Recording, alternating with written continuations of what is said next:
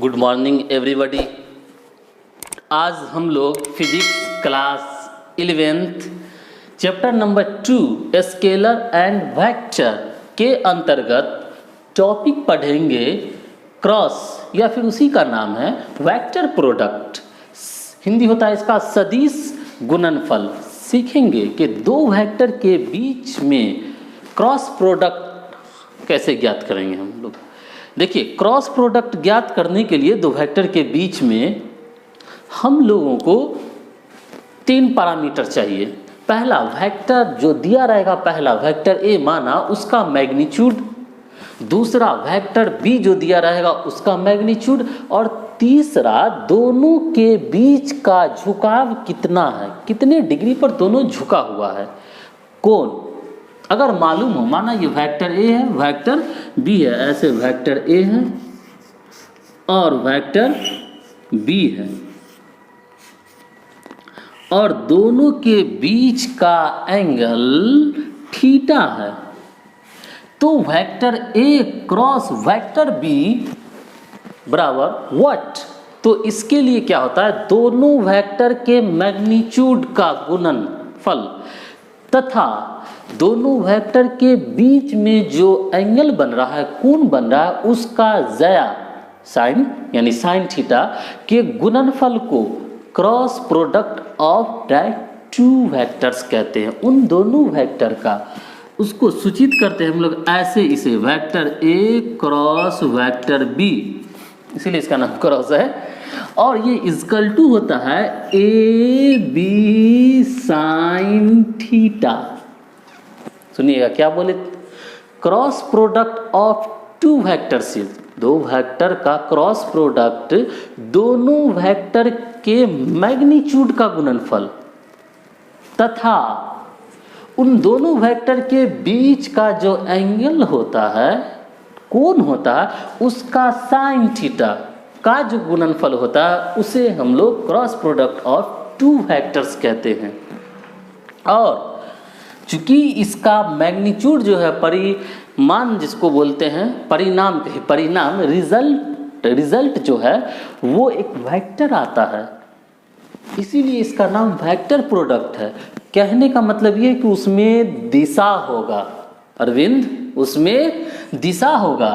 अच्छा, इसमें अभी दिशा नहीं पता चल रहा है, तो दिशा किधर की ओर होता है, तो दो वेक्टर का क्रॉस प्रोडक्ट, तीसरा दोनों पर, याद रखना है, दोनों पर लंबवत की ओर उसका होता है।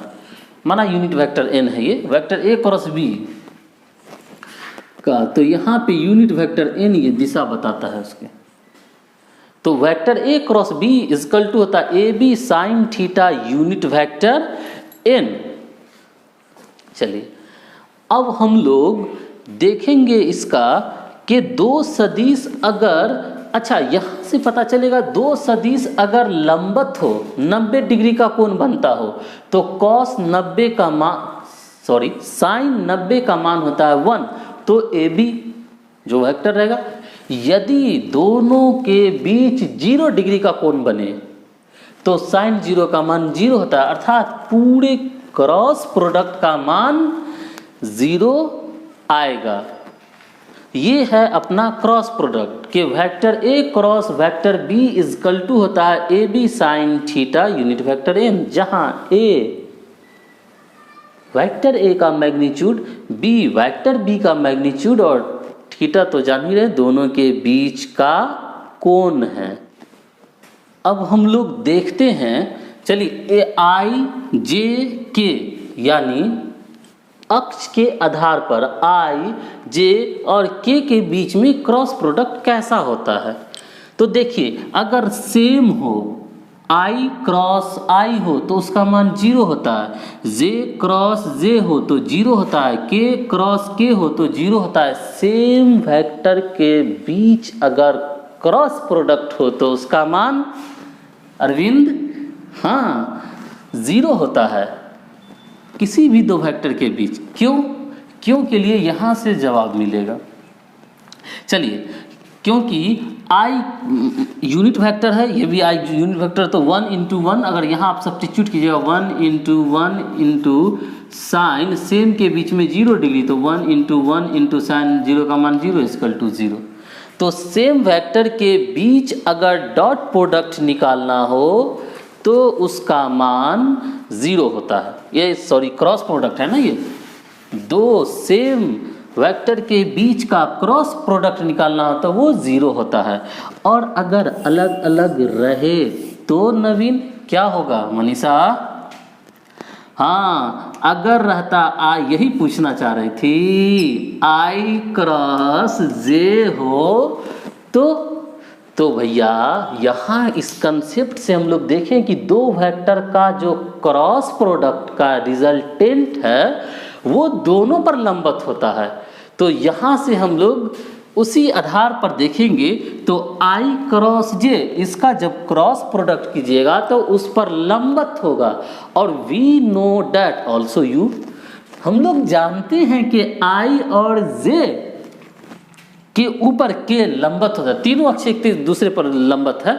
तो अर्थात कि आई और जे का क्रॉस प्रोडक्ट कीजिएगा तो के आवेगा। चलो नेक्स्ट है जे क्रॉस आई बराबर क्या होगा? तो जे और जे आई अभी पलट के मत लिखिए, जे और के लिखिए, बाद में उसको हम लोग देखेंगे। जे क्रॉस के रहे तो क्या होगा? तो इस जे और के को क्रॉस कीजिएगा तो जो बचा हुआ अक्षर चूंकि लंबवत तो वही होगा, आई होगा। और पुनः अगर के क्रॉस आई आ जाए, ये के क्रॉस आई आ जाए तो ये क्या होगा? तो ये बचा हुआ अपना जे हो जाएगा। तो याद रखेंगे vector i cross vector j equal to होता है वेक्टर के। उसी तरह vector j into vector k equal to vector i. उसी तरह vector k cross vector i equal to vector j. इसमें थोड़ा सा गेम है, इसको समझना है। अगर इसको पलट दिया जाए तो क्या होगा? तो उससे पहले हम लोग एक बात देख लेते हैं कि क्रॉस प्रोडक्ट में ऑर्डर माना रखता है, उसका बहुत वैल्यू होता है।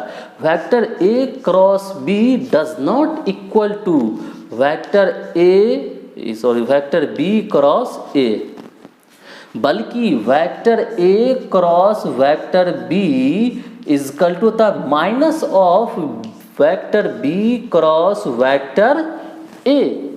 शो डैट अगर इसको पलट दिया जाए तो रिजल्ट आप लोग समझ। अच्छा, अभी जो हम लोग लिए थे एक्चुअल में एंटी क्लॉकवाइज लिए थे, ऐसे मल्टीप्लाई किए थे।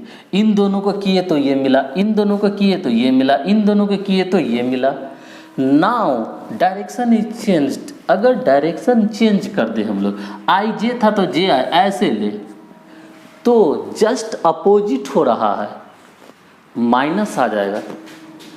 तो वेक्टर अगर यहाँ पर हमें कोई कहे कि आप जे क्रॉस आई निकालिए तो ये हो जाएगा माइनस के वेक्टर। इसका पलटने से क्या होगा कि माइनस लग जाएगा। अगर कहे यहाँ जे क्रॉस के है, अगर कह दे के क्रॉस जे तो इसको माइनस आई लिखेंगे हम लोग। और अगर कर दे आई, यहाँ के क्रॉस आई है, इसको कर दे आई क्रॉस के तो हम लोग इसको माइनस जे लिखेंगे भैया। ये याद रख, समझने की बात है। याद क्या रखना है, समझना है कि क्रॉस प्रोडक्ट में ऑर्डर चेंज होने के कारण उसका सिंबल चेंज हो जाता है। वैल्यू तो वही होता है लेकिन जो चिन्ह है, दिशा है, वो बदल जाता है। तो आई होप कि आप अच्छे से समझ गए हैं। और अगर समझ गए हैं, अभी तक सब्सक्राइब नहीं किए हैं तो चैनल सब्सक्राइब कीजिए। Thank you for watching this channel।